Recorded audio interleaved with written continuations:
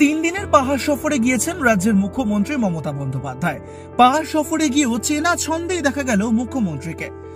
আগেও মমতা বন্দ্যোপাধ্যায়কে উত্তরবঙ্গে সফরে গিয়ে দেখা গিয়েছিল চা বাগানে চা শ্রমিকদের সঙ্গে হাতে হাত মেলাতে, আর এবার পাহাড়ি নাচের গানের ছন্দেই পা মেলালেন তাদের সঙ্গে।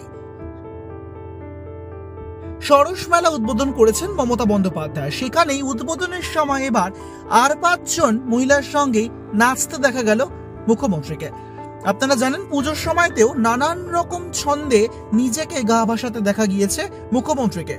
একদিকে যেরকম ছবি এঁকেছিলেন, ঢাক বাজিয়েছিলেন, দুর্গামন্ত্র পাঠ করেছিলেন, গান গেয়েছিলেন, ঠিক তেমন ভাবেই কবিতা আবৃত্তিও করেছিলেন। পাশাপাশি এবার দেখা গেল মমতা বন্দ্যোপাধ্যায়কেই পাহাড়ি গানে নাচের তালে পা মেলাতে।